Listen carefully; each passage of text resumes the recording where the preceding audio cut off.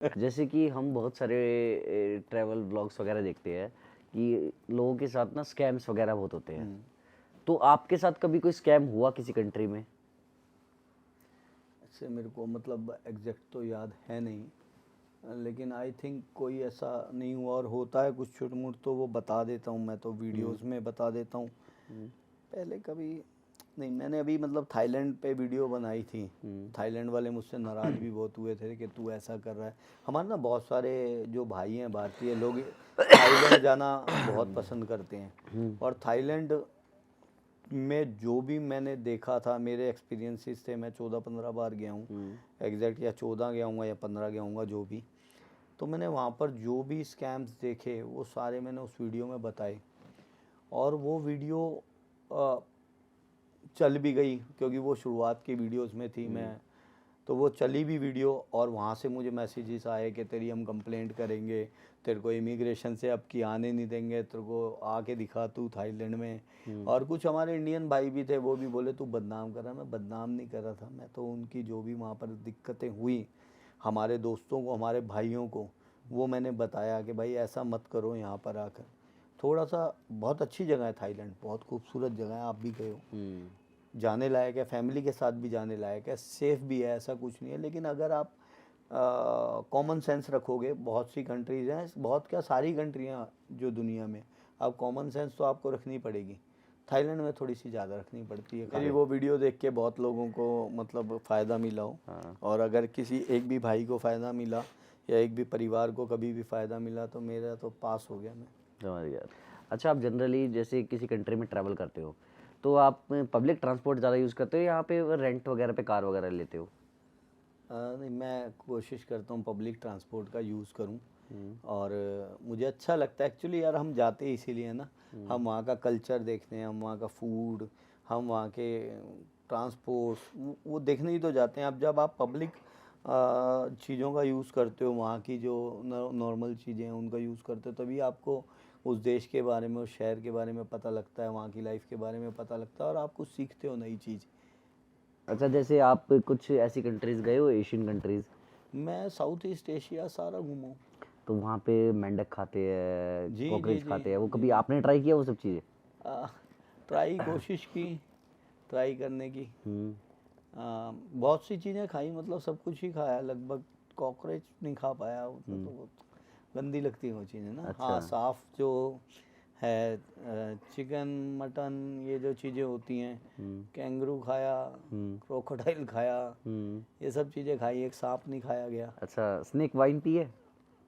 Wines वगैरह मैंने बहुत स्नेक पिए वाइन, हैं, स्नेक वाइन स्नेक वाइन। जो बड़ी आजकल हाँ चल रही है, पिए, पिए? जिसमें स्नेक डला हाँ, होता है। जिसमें स्नेक डला हाँ, होता है। वो मैंने वियंतियन में, मेरे पास बॉटल भी है, मैं लेके भी आया था यहाँ पर। और वो ला सकते हैं, ऐसे ला तो नहीं नहीं सकते? नहीं, ला नहीं सकते, लेकिन बस ले आया था मैं। अच्छा, जी। पकड़ भी नहीं आई होगी वो सूटकेस हाँ, में? बस गुड लक रहा कि पकड़ी नहीं गई, वो आ गई। उसमें सांप और बिच्छू डला हुआ था, अरे बाप रे। और वो मैंने पी भी थी वियंतियान में, जो लाओस में, अच्छा, लुआंग प्रबांग एक जगह है लाओस में, वहाँ पर पी थी मैंने। तो कैसा था उसका एक्सपीरियंस, कैसा था? बस एक्सपीरियंस ही लेना होता है। हाँ। ठीक थी, लेकिन वो पीनी नहीं चाहिए, अच्छा। क्योंकि वो कच्चा अल्कोहल होता है एक्चुअली, तो आपको पता नहीं उसमें क्या परसेंटेज रहती है। जैसे अपनी देसी दारू होती है पंजाब की, या जहाँ भी हरियाणा, जहाँ भी हमारे घरों में बनती है देसी दारू, तो वो जो देसी दारू वाला सिस्टम है उसके अल्कोहल की नहीं है क्वांटिटी का पता। अच्छा। हाँ, तो नहीं पीनी चाहिए, बाहर जाके थोड़ा सा संभल के रहना चाहिए। ऐसे गलत खाना भी नहीं खाना चाहिए, ये कॉकरोच वगैरह ये चीज़ें नहीं खानी चाहिए, क्योंकि आपको डायरिया वगैरह हो जाएगा। आप नहीं बने उस एटमॉस्फेयर में, वो चीज़ें खाई नहीं आपने कभी, वो आपको सूट करे ना करे, पॉइजन बन जाए किसी चीज़ को लेके, है ना। बिच्छू भी थाईलैंड में ही आपने वो देखे हैं, बिच्छू वो देखे जो मैंने, लिटरली रेडी बेच रहे। वाले बिच्छू वाले, हाँ। वो सब वो नहीं खाना चाहिए मेरे हिसाब से। बाकी तो शौक में लोग कुछ भी करें। अच्छा, जैसे आप किसी भी नई कंट्री जाते हो, अब ये थोड़ा सा हम अपनी ऑडियंस के लिए भी पूछेंगे। जी आपने प्लान किया कि भाई मैं इस बार, जैसे आप अभी एग्जांपल ही लेते हैं कि अब अभी आपका कौन सी कंट्री जाने का प्लान है फ्यूचर में? जी, अभी बस मैं पेरिस जाऊंगा शायद, क्योंकि मेरे को फ्रांस से वीज़ा मिला इस बार। अच्छा। और मैं पहले चार चार बार मेरे पास शेंगन वीज़ा, ये फिफ्थ वीज़ा था, और अभी मेरे को 2 महीने का वीज़ा दिया सिर्फ उन्होंने। पहले मेरे को फ्रांस से 1 साल का वीज़ा मिला था।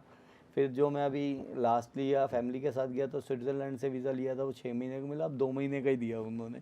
तो एक तो पहले तो शेंगेन वीज़ा का पता नहीं होता कितने दिन का दे, मतलब लॉटरी सी लगती है, ठीक है। दूसरा वो जो मेरे को फ्रांस इसलिए जाना है कि ठीक है वो देखते भी हैं कि यार आपने हमसे वीज़ा लिया, हमारी कंट्री में आए भी या नहीं आए। बिल्कुल बिल्कुल। और मैं आप सब लोगों को बोलूँगा जो भी शेंगेन वीज़ा लेते हैं, तो जिस कंट्री से आप वीज़ा लें तो एटलीस्ट या उस कंट्री में उतरें या एग्ज़िट करें वहाँ से। तो नेक्स्ट टाइम जब आपको किसी भी कंट्री से वीज़ा लेना होता है शेंगेन के लिए, ठीक है, यूरोपियन कंट्री से, तो वो इस चीज़ को देखते हैं कि हमारी कंट्री में आया भी नहीं आया। ये मतलब प्लस और माइनस पॉइंट हो सकता है आपके लिए समझ गया जी समझ वीज़ा गया। को लेके। तो अगर वीज़ा अप्लाई करना हो तो लोगों को अब बताओ ना क्या प्रोसेस होता है फिर अब वीज़ा का। देखिए जी, वीज़ा अप्लाई करना बहुत ही सिंपल प्रोसेस है, ठीक है। और मैं ये कहूँगा जो भी फर्स्ट टाइमर्स हैं या सेकंड टाइम भी वीज़ा अप्लाई कर रहे हैं, तो किसी ना किसी ट्रैवल एजेंट की मदद लेके आप करें, जो कि प्रोफेशनल हो, जो कि वीज़ा का काम करता हो। ऐसे किसी ट्रैवल एजेंट के थ्रू ही आप अपना वीज़ा सबमिट करें, क्योंकि उसे लेटेस्ट अपडेट्स के बारे में पता होता है कि आपको कौन से डॉक्यूमेंट्स चाहिए, कौन सा आपको इंश्योरेंस चाहिए। मसलन कि आपको अगर शेंगेन वीज़े की बात करूँ अप्लाई करना है, तो शेंगेन वीज़ा के लिए आपको इंश्योरेंस ज़रूरी है। वो कितने महीने का इंश्योरेंस चाहिए, छोटी छोटी चीज़ों पे वीज़ा रिजेक्ट हो जाता है। और लोग 1000-1500 रुपये बचाने के लिए, जो कि ट्रैवलर की फ़ीस होती है जो एजेंट की, उसको बचाने के लिए भाई 8-10 हज़ार रुपये आपके लगने ही लगने हैं, जो कि आपकी फ़ीस लगनी है वीज़ा की, जो आपको वहाँ डिपॉजिट करानी है, वो भी तो ख़राब हो गई।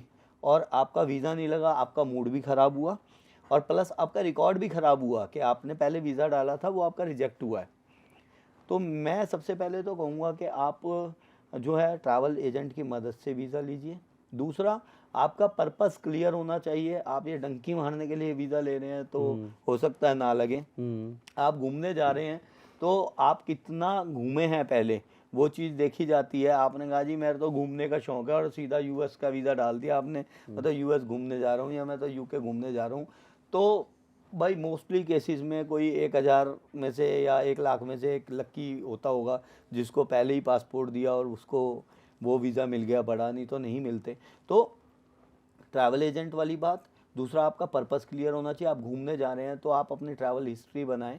अगर आप ट्रैवलर हैं तो आप सीधा ये नहीं कह सकते मैं यूके ही जाऊंगा सीधा, या फिर आप जा रहे हैं तो आपका बैंक बैलेंस, आपका जो प्रॉपर्टी वगैरह या जो भी आपका प्रोफाइल है वो इतना स्ट्रांग हो कि हाँ आप वो लगे कि हाँ यार ये तो घूमने वाला है। बहुत क्वेश्चन आता है कि यार बैंक बैलेंस कितना होना चाहिए, ये एक मतलब बहुत लोगों के दिमाग में रहता है। तो जितना आपका ट्रिप का आप खर्चा दिखा रहे हो, जैसे आपने मान लो 10 दिन का ट्रिप दिखाया और वो ट्रिप बन रहा आपका 10 दिन का कोई 4 लाख रुपए का, जिसमें टिकट भी है, जिसमें होटल्स भी हैं 10 दिन के लिए। वहाँ पर यूरोप वगैरह में होटल महंगे होते हैं। तो वो 10 दिन में जितना खर्चा हो रहा है वो आपके अकाउंट में होना चाहिए, और समझो उससे डबल होना चाहिए। नहीं तो वो कहेंगे यहाँ के खाएगा क्या। आपकी आईटीआर, जो कि मेन डॉक्यूमेंट मांगे जाते हैं 3 साल की आईटीआर, वो आपके पास होनी चाहिए। और आपकी 6 मंथ की स्टेटमेंट मांगी जाती है, बैंक स्टेटमेंट। तो बैंक स्टेटमेंट आपकी ऐसा नहीं है कि आपने उधार लिया पैसा दोस्त से यार से और डाल दिया एक ही बार में, और वो आपको लग रहा है मेरे तो अकाउंट में 20 लाख रुपए मैंने उधार मांग के डाल दिया। वो नहीं, आपकी वो ट्रांजैक्शन देखते हैं। तो आपका अकाउंट, आपकी आईटीआर जो 3 साल की, जो मस्ट डॉक्यूमेंट है, 3 साल की आईटीआर और 6 महीने की बैंक स्टेटमेंट, बस अगर वो ठीक है तो वीज़ा मिल जाता है। अच्छा, आपकी नज़र में सबसे सस्ती कंट्री कौन सी है?